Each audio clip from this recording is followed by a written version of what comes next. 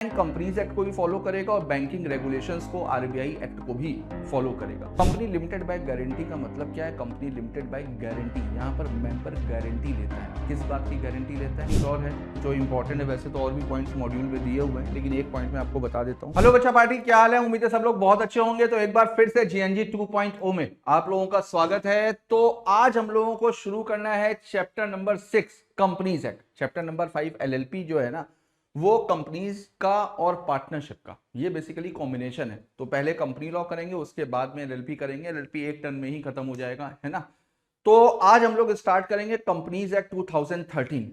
अगर आपको CA foundation business law में 60+ स्कोर करना है, तो मैं 3 चैप्टर आपको बता रहा हूं। अगर ये 3 चैप्टर आपने घोल करके पी लिए तो आप ये समझो कि 60 के ऊपर आपके मार्क्स आ जाएंगे। इंडियन कॉन्ट्रैक्ट एक्ट, सोगा और companies act. Indian contract act, सोगा के बाद में जो सबसे ज्यादा वेटेज है एग्जाम में, वो है कंपनीज एक्ट 2013 का। और ये तीनों चैप्टर मिल करके आपकी नैया को पार करा सकते हैं। दूसरा, इसकी इंपॉर्टेंस इस वजह से भी बढ़ जाती है क्योंकि सीए फाउंडेशन में वाकई में इसका फाउंडेशन है। कंपनीज एक्ट का फाउंडेशन में केवल बेसिक आपको बताया गया, कंपनी के बारे में बताया गया है। जब आप सीए इंटर में जाते हो ना, तो सीए इंटर में कंपनीज एक्ट का विकराल रूप आपको मिलता है, यानी कि बहुत सारे सेक्शन, ऑलमोस्ट 250 सेक्शंस के आसपास कंपनीज एक्ट के आपको पढ़ने पड़ते हैं, है ना।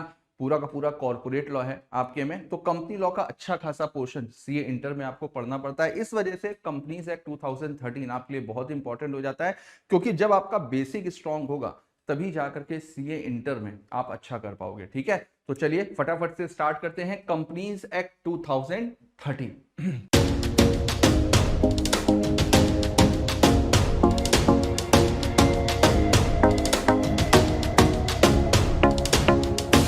तो कंपनीज एक्ट 2013, तो सबसे पहले सेक्शन 1 है।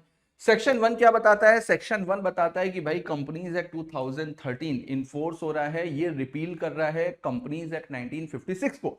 पहले कंपनीज एक्ट 1956 था, उसके बाद में उसको रिपील करके, उसके सेक्शंस को रिपील करके कंपनीज एक्ट 2013 आया। और कंपनीज एक्ट 2013 की एक खास बात और है, पूरा का पूरा एक्ट एक साथ अप्लाई नहीं हुआ था। धीमे धीमे करके सेक्शंस को इसमें बढ़ाया गया था, धीमे धीमे प्रोविजंस को इसमें ऐड किया गया था। तो शुरुआत में सबसे पहले टाइटल है। टाइटल का मतलब क्या होता है? एक्ट का नाम। किसी भी एक्ट की जब शुरुआत करी जाती है ना, किसी भी एक्ट को लिखा जाता है, तो सबसे पहले उसका नाम बताया जाता है, टाइटल यानी कि कंपनीज एक्ट 2013 इसका नाम है। एक्सटेंड, एक्सटेंड का मतलब कहां पर ये एप्लीकेबल होगा? होल ऑफ इंडिया, पूरे के पूरे इंडिया में ये एप्लीकेबल होगा। कमेंसमेंट, एक्ट कब से एप्लीकेबल हो रहा है? तो सेक्शन 1 सबसे पहले इन्फोर्स हुआ, ठीक है, और बाकी के सारे प्रोविजन धीमे धीमे डिफरेंट डेट्स पे इन्फोर्स हुए। जैसे जैसे गवर्नमेंट के नोटिफिकेशन आते रहे, वैसे वैसे सेक्शंस इन्फोर्स हुए। एप्लीकेबिलिटी, इस पूरी कहानी में, इस पूरी कहानी में, इस पूरी पीपीटी में सबसे ज्यादा इंपॉर्टेंट यही है, एप्लीकेबिलिटी। एप्लीकेबिलिटी का मतलब कंपनीज एक्ट किसके किसके ऊपर एप्लीकेबल होता है। एक बहुत छोटा सा एग्जांपल लेते हैं, जैसे सपोज करो HDFC bank limited. HDFC bank limited company है या नहीं है? ऑब्वियसली नाम के आगे लिमिटेड लिखा हुआ है, तो इसका मतलब एचडीएफसी बैंक लिमिटेड एक कंपनी है। HDFC bank limited stock exchange में भी लिस्टेड है, तो इसका मतलब लिस्टेड कंपनी है, उसके शेयर्स की ट्रेडिंग होती है। तो क्या एचडीएफसी बैंक लिमिटेड के ऊपर कंपनीज एक्ट 2013 एप्लीकेबल होता है? ICICI prudential life insurance company limited, life insurance company है, क्या कंपनी है? बिल्कुल है, लिमिटेड लिखा हुआ है, स्टॉक एक्सचेंज में लिस्टेड है, ये भी कंपनी है। क्या इसके ऊपर कंपनीज एक्ट 2013 एप्लीकेबल होता है? बिल्कुल एप्लीकेबल होता है। लेकिन अगर किसी पर्टिकुलर सेक्टर के लिए कोई स्पेशल एक्ट बनाया गया, जैसे फॉर एग्जांपल मैंने एचडीएफसी बैंक लिमिटेड का नाम लिया, तो एचडीएफसी बैंक लिमिटेड बैंक है, बैंक के लिए बैंकिंग रेगुलेशंस है। मैंने दूसरा एग्जांपल दिया आपको इंश्योरेंस कंपनी का, इंश्योरेंस कंपनी के लिए भी एक सेपरेट एक्ट है, आईआरडीए, है ना। तो अगर किसी पर्टिकुलर सेक्टर के लिए कोई स्पेशल एक्ट बनाया गया है, तो हमेशा प्रायोरिटी, वो जो कंपनी है ना, हमेशा प्रायोरिटी अपने स्पेशल एक्ट को देगा, हमेशा प्रायोरिटी अपने स्पेशल एक्ट को देगा, और वो कंपनीज एक्ट को भी फॉलो करेगा, कंपनीज एक्ट को भी फॉलो करेगा और अपने एक्ट को भी फॉलो करेगा। और दोनों में अगर कभी भी कोई भी कॉन्फ्लिक्ट अराइज हो रहा है, यानी कि सपोज करो एचडीएफसी बैंक है, एचडीएफसी बैंक कंपनीज एक्ट को भी फॉलो करेगा और बैंकिंग रेगुलेशंस को, आरबीआई एक्ट को भी फॉलो करेगा। लेकिन अगर कल को कंपनीज एक्ट कोई और बात बोल रहा है, बैंकिंग रेगुलेशंस कोई और बात बोल रहे हैं, तो फिर एचडीएफसी बैंक फॉलो किसको करेगा? स्पेशल एक्ट को, यानी कि बैंकिंग रेगुलेशन एक्ट को। मेरी बात समझ में आई? उसी तरीके से इंश्योरेंस कंपनी भी, इंश्योरेंस कंपनी के ऊपर क्या कंपनीज एक्ट एप्लीकेबल होगा? बिल्कुल होगा, लेकिन वो स्पेशल एक्ट को भी फॉलो करेगी। और अगर कंपनीज एक्ट में और स्पेशल एक्ट में, यानी कि आईआरडीए में, अगर कोई भी कॉन्फ्लिक्ट अराइज होता है, यानी कि दोनों अलग अलग बातें बोलते हैं, तो वो कंपनी किसको प्रायोरिटी देगी? अपने स्पेशल एक्ट को। मेरी बात समझ में आ रही है ना? तो यहां पर वही चीज बोली गई है, कंपनीज एक्ट किसके किसके ऊपर एप्लीकेबल होगा? तो ऐसी कोई भी एसोसिएशन जो कंपनी की डेफिनेशन में आती है, कंपनी की डेफिनेशन है सेक्शन 2 क्लॉज 20 में, तो ऐसी कोई भी एसोसिएशन जो कंपनी की डेफिनेशन में आती है उसके ऊपर कंपनीज एक्ट एप्लीकेबल होगा। इंश्योरेंस कंपनीज के ऊपर भी एप्लीकेबल होगा, लेकिन जैसा कि मैंने बताया प्रायोरिटी हमेशा स्पेशल एक्ट को दी जाती है। बैंकिंग कंपनीज के ऊपर भी एप्लीकेबल होगा, लेकिन अगर कोई भी कॉन्फ्लिक्ट अराइज होगा तो फिर प्रायोरिटी स्पेशल एक्ट को देंगे। कंपनीज प्रोड्यूसिंग सप्लाइंग इलेक्ट्रिसिटी, अगर कोई इलेक्ट्रिसिटी कंपनी है तो इलेक्ट्रिसिटी कंपनीज के लिए भी इलेक्ट्रिसिटी एक्ट है, तो यहां पर भी वही चीज है, इलेक्ट्रिसिटी कंपनी भी कंपनीज एक्ट को फॉलो करेगी, लेकिन स्पेशल एक्ट को प्रायोरिटी देगी। Company regulated by special act, अगर कोई भी कंपनी जो स्पेशल एक्ट से रेगुलेट हो रही हो तो वो भी कंपनीज एक्ट को फॉलो करेगी, लेकिन प्रायोरिटी हमेशा स्पेशल एक्ट को दी जाती है ना। और ऐसे कोई भी एंटिटीज जिसको सेंट्रल गवर्नमेंट ने नोटिफाइड किया है, तो ये यहां पर है कि कंपनीज एक्ट किसके किसके ऊपर एप्लीकेबल होगा। आगे देखते हैं। अब यहां पर कंपनी का मतलब बताया गया, एग्जैक्टली कंपनी होती क्या है। तो कंपनी की जो डेफिनेशन है मैंने आपको बताया सेक्शन 2 क्लॉज 20 में दी गई है। तो company means a company incorporated under this act और under any previous company law. इसका मतलब क्या है? बहुत आसान है।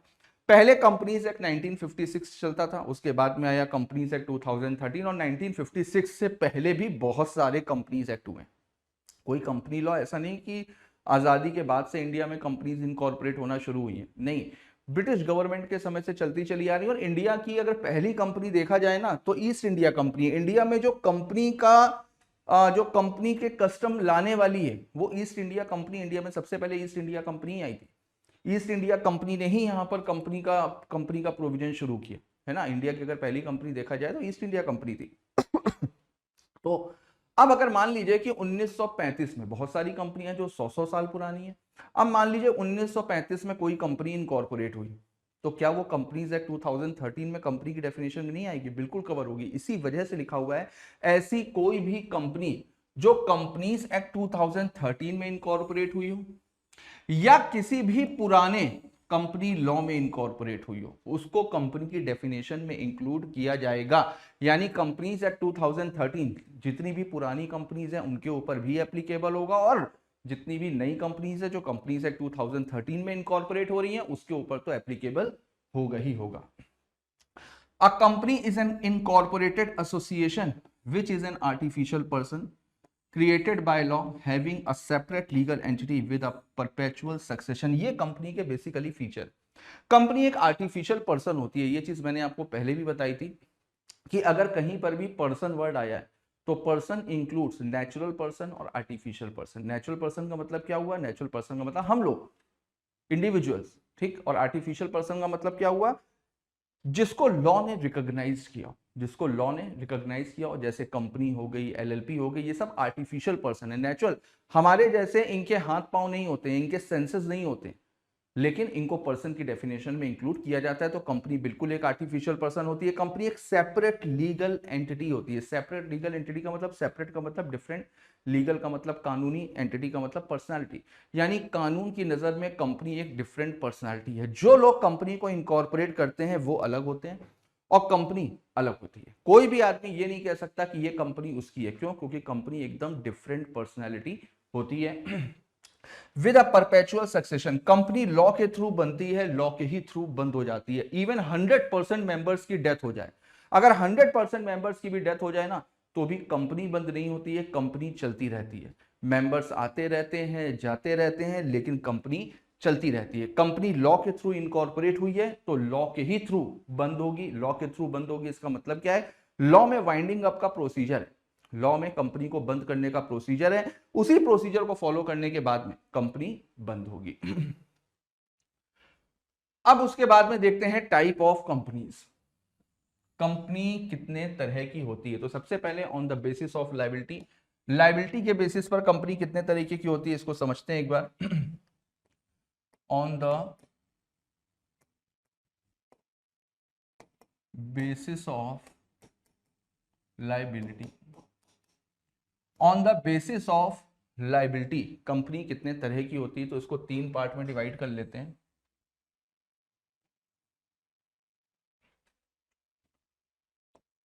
Company limited by shares, company limited by guarantee और अनलिमिटेड कंपनी। तो लायबिलिटी के बेसिस पर कंपनी कितने तरह की होती है? तो सबसे पहले तो आप ये इस चीज को समझो कि यहां पर जो लायबिलिटी की बात करी जा रही है ना, ये लायबिलिटी का मतलब क्या है? ये लायबिलिटी कंपनी की नहीं है, ये लायबिलिटी है मेंबर्स की। ये लायबिलिटी है मेंबर्स की। कंपनी की लायबिलिटी तो नॉर्मल एक जो कंपनी एक सेपरेट लीगल एंटिटी है, कानून की नजर में एक डिफरेंट पर्सनालिटी है। जैसे एक बिजनेसमैन की लायबिलिटी होती है, वैसे ही एक कंपनी की भी लायबिलिटी होती है, यानी कि अनलिमिटेड। सोल प्रोप्राइटरशिप, पार्टनरशिप, इन सब में क्या होता है? लायबिलिटी अनलिमिटेड होती है ना, यानी कि अगर कल को बिजनेस में नुकसान हुआ तो इंसॉल्वेंसी हो जाएगी। तो उसी तरीके से कंपनी का भी है, अगर कल को बिजनेस में लॉस हुआ तो कंपनी इंसॉल्वेंट हो जाएगी। लेकिन बात आती है सेपरेट लीगल एंटिटी की, यानी कंपनी एक डिफरेंट पर्सनालिटी है, कंपनी अलग है, मेंबर्स अलग है। कल को अगर कंपनी बंद होती है, कंपनी को नुकसान होता है, कंपनी तो इंसॉल्वेंट हो जाएगी, लेकिन जो मेंबर्स हैं उनकी लायबिलिटी का क्या होगा? कि उनकी लायबिलिटी कितनी होगी, कितना उनको नुकसान होगा, कितना उनको लॉस बेयर करना पड़ेगा, बात इसकी आती है। तो यहां पर on the basis of liability की अगर बात करी जाती है तो मेंबर्स की लायबिलिटी की बात करी जाती है, ना कि कंपनी की, क्योंकि कंपनी की लायबिलिटी हमेशा अनलिमिटेड है। अगर आपसे पूछा जाए कि क्या कंपनी की लायबिलिटी लिमिटेड होती है? नहीं, नेवर। कंपनी की लायबिलिटी हमेशा अनलिमिटेड होगी। मेंबर्स की लायबिलिटी लिमिटेड होती है। जो कंपनी का फीचर है ना कि मेंबर्स की लायबिलिटी लिमिटेड होती है, तो ये बेटा मेंबर्स की लायबिलिटी है ना। तो मेंबर्स की लायबिलिटी के अकॉर्डिंग अगर देखा जाए तो कंपनी 3 तरीके की होती है, नहीं, मेंबर्स की लायबिलिटी 3 तरीके की हो सकती है। देखते हैं। Company limited by share, company limited by share में मेंबर की लायबिलिटी होती है अनपेड अमाउंट ऑफ शेयर,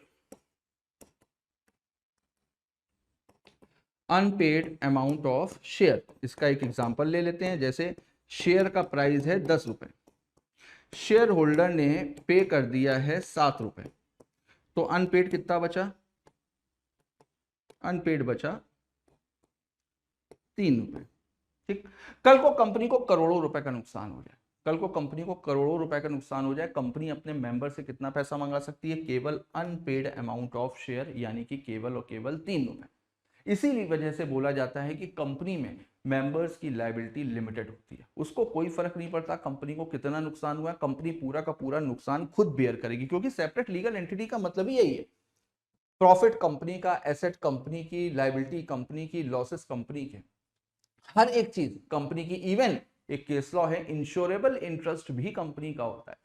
यानी अगर कोई इंश्योरेंस की पॉलिसी ली जाएगी ना, वो भी कंपनी के नाम से ली जाएगी। क्योंकि कंपनी की कॉन्ट्रेक्चुअल कैपेसिटी होती है, सेपरेट लीगल एंटिटी है, पर्सन की डेफिनेशन में आ रही है, तो उसकी कॉन्ट्रेक्चुअल कैपेसिटी भी होती है, वो कॉन्ट्रैक्ट में भी अपने नाम से ही एंटर करेगी। उसके बिहाफ पर कोई भी मेंबर कॉन्ट्रैक्ट में एंटर नहीं कर सकता। मेरी बात समझ में आ रही है? तो मेंबर्स की लायबिलिटी लिमिटेड होती है। अगर कंपनी लिमिटेड बाय शेयर है तो मेंबर्स की लायबिलिटी होगी हमेशा अनपेड अमाउंट ऑफ शेयर। दूसरा देखते हैं, company limited by guarantee. Company limited by guarantee को 2 पार्ट में डिवाइड कर लो।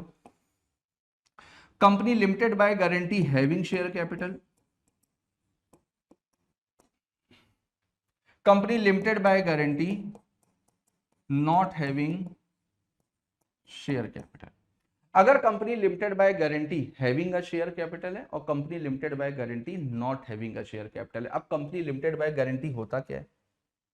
लिमिटेड बाय गारंटी का मतलब होता है मेंबर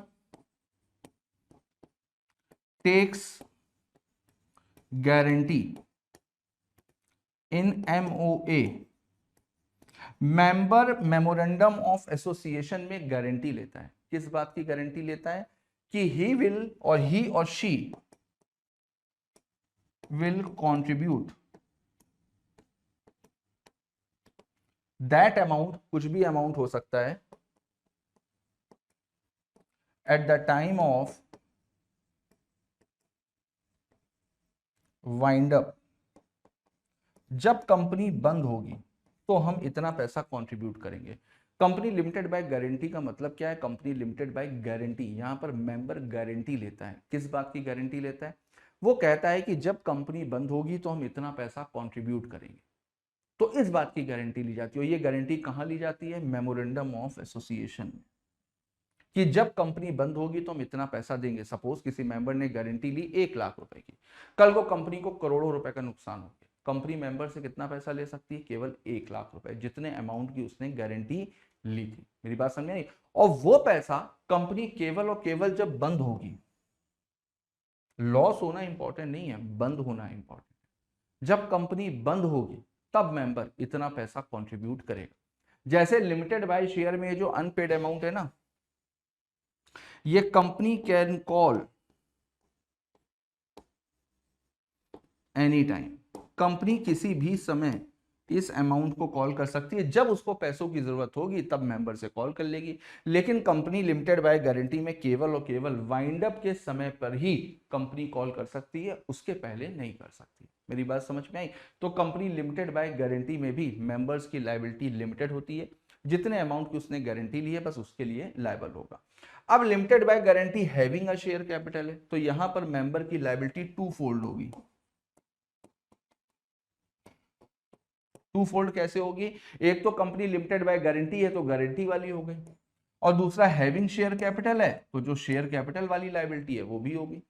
यानी यहां पर मेंबर जो है ना दो तरीके से लायबल होगा। कैसे लायबल होगा? एक तो अनपेड अमाउंट ऑफ शेयर, ये कंपनी कभी भी कॉल कर सकती है जैसा इसमें है, और जो लिमिटेड बाय गारंटी है वो जब कंपनी बंद होगी तो जितने अमाउंट की गारंटी ली हुई होगी तो उतना अमाउंट देना पड़ेगा at the time of wind up.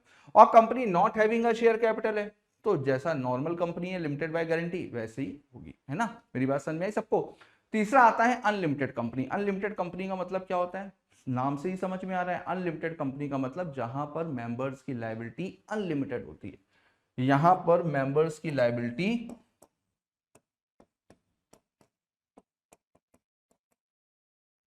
Shell be unlimited.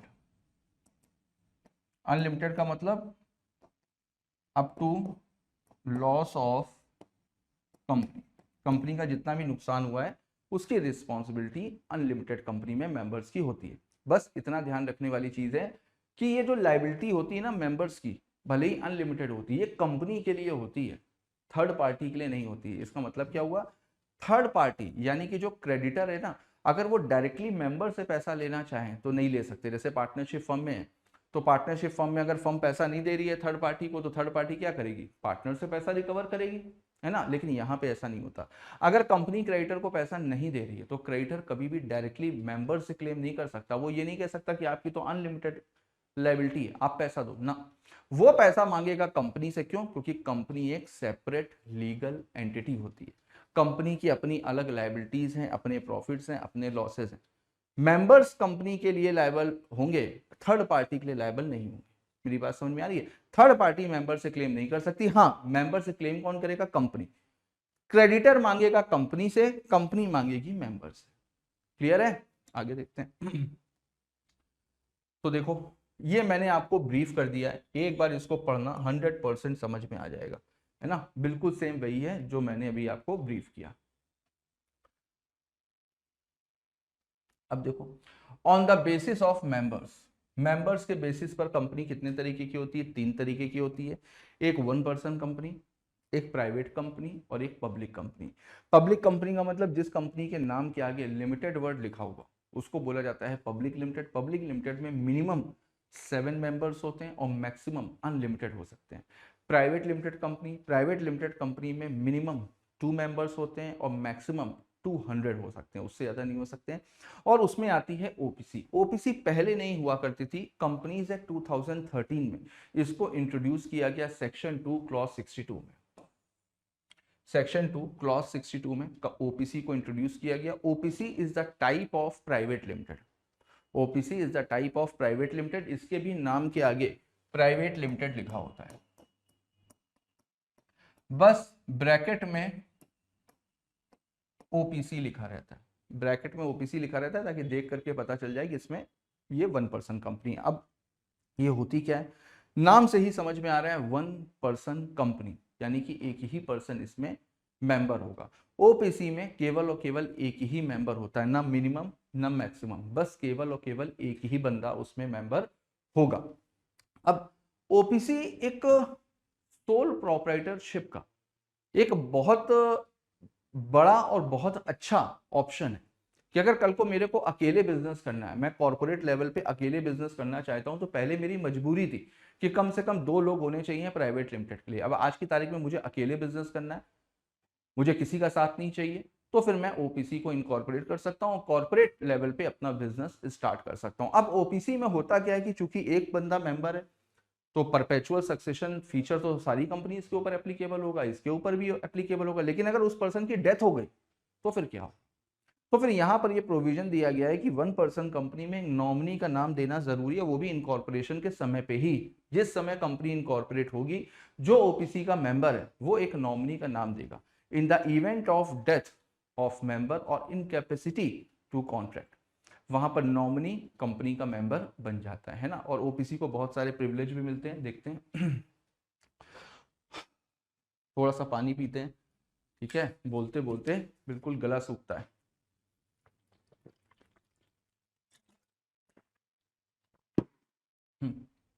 देखो, ओपीसी में केवल 1% एज अ मेंबर होगा। मिनिमम पेड अप कैपिटल की कोई भी रिक्वायरमेंट नहीं है। मेमोरेंडम ऑफ एसोसिएशन में एक अलग बंदे का नाम होता है जिसको बोला जाता है नॉमिनी।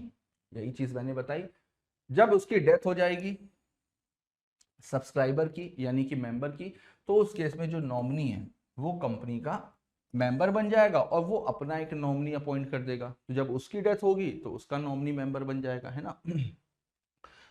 और मेंबर ने नॉमिनी को अपॉइंट किया है, तो ऐसा नहीं है कि अब आपको उसी को ही नॉमिनी रखना है, जब आप चाहो तब उसको चेंज कर सकते हो। मेंबर जब चाहे तब नॉमिनी को चेंज कर सकता है, लेकिन उसके लिए नोटिस देना पड़ेगा कंपनी को, और कंपनी नोटिस फॉरवर्ड करेगी आरओसी को यानी कि रजिस्ट्रार को, है ना। दूसरा, आप एक समय में एक ही ओपीसी इनकॉर्पोरेट कर सकते हैं। आप एक समय में एक ही ओपीसी के मेंबर बन सकते हैं। आप एक साथ 2 ओपीसी के मेंबर नहीं बन सकते, 2 ओपीसी को इनकॉर्पोरेट नहीं कर सकते। लेकिन हाँ, वही बंदा किसी दूसरी ओपीसी में नॉमिनी हो सकता है। आप कहोगे कि सर ये तो उल्टा हो गया। अब जब वो नॉमिनी हो सकता है, कल को वो मेंबर बन गया तो क्या होगा, तो बेटा वहां पर 6 महीने का समय होता है। 6 महीने में आपको डिसाइड करना होता है कि आप किसी भी एक कंपनी में कंटिन्यू करो और एक कंपनी को छोड़ दो। है ना। No minor shall become member of the OPC, तो कोई भी माइनर ओपीसी में मेंबर नहीं बन सकता। Such company can not be converted और incorporated into a company under section 8। Section 8 company का मतलब होता है एनपीओ। ओपीसी कभी भी सेक्शन 8 कंपनी के तौर पे रजिस्टर्ड नहीं होगी, यानी कि एनपीओ की एक्टिविटी नहीं करेगी, नॉन प्रॉफिट ऑर्गेनाइजेशन की, है ना। हाँ, ये कुछ सिचुएशंस में प्राइवेट और पब्लिक कंपनी में कन्वर्ट हो सकती है, कुछ लिमिटेशंस हैं। उसके बाद में ओपीसी को अगर आप कन्वर्ट करना चाहो प्राइवेट में या पब्लिक में तो कन्वर्ट हो सकती है। सच कंपनी कैन नॉट, अब छोटी कंपनी है ना, एक ही बंदा मेंबर है, तो वो एनबीएफसी और investment in securities of other companies का काम भी नहीं कर सकती, यानी एनबीएफसी की एक्टिविटी नहीं करेगी और किसी दूसरी कंपनी की सिक्योरिटीज में भी ये पैसा इन्वेस्ट नहीं कर सकते। तो here the member can be sole member and director, और जो बंदा मेंबर होगा वही उस कंपनी में डायरेक्टर होगा, ना, प्राइवेट कंपनी। लेकिन उसके पहले इसमें एक पॉइंट और है जो इंपॉर्टेंट है। वैसे तो और भी पॉइंट्स मॉड्यूल में दिए हुए हैं, लेकिन एक पॉइंट में आपको बता देता हूँ। ओपीसी का जो मेंबर है, ठीक है, वो रेजिडेंट ऑफ इंडिया होना चाहिए। आप मॉड्यूल में देख लेना, रेजिडेंट ऑफ इंडिया होना चाहिए। रेजिडेंट ऑफ इंडिया का मतलब पिछले फाइनेंशियल ईयर में कम से कम वो 120 दिन इंडिया में रहा हो। सिटीजन ऑफ इंडिया होना चाहिए, ठीक, और इंडिविजुअल यानी कि नेचुरल पर्सन ही होना चाहिए। आर्टिफिशियल पर्सन ओपीसी की मेंबर नहीं बन सकते। नेचुरल पर्सन होना चाहिए, सिटीजन ऑफ इंडिया होना चाहिए, रेजिडेंट ऑफ इंडिया होना चाहिए। ये कंडीशन है ओपीसी के मेंबर की, और यही कंडीशन है नॉमिनी की, क्योंकि कल को नॉमिनी कंपनी का मेंबर बनेगा तो उसके अंदर भी ये क्वालिफिकेशन होनी चाहिए।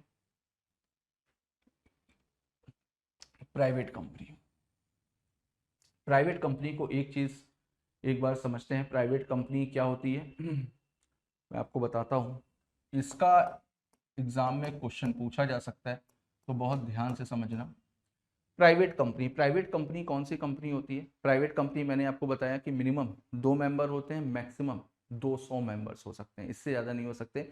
तो ऐसी कोई भी कंपनी जिसके आर्टिकल ऑफ एसोसिएशन में 3 रिस्ट्रिक्शंस, ऐसी कोई भी कंपनी जिसके आर्टिकल ऑफ एसोसिएशन में 3 रिस्ट्रिक्शंस, ऐसी कंपनी को बोला जाता है प्राइवेट कंपनी। प्राइवेट कंपनी के आर्टिकल्स में ही ये रिस्ट्रिक्शन होती है। कौन कौन सी?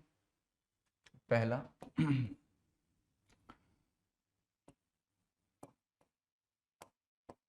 Members should not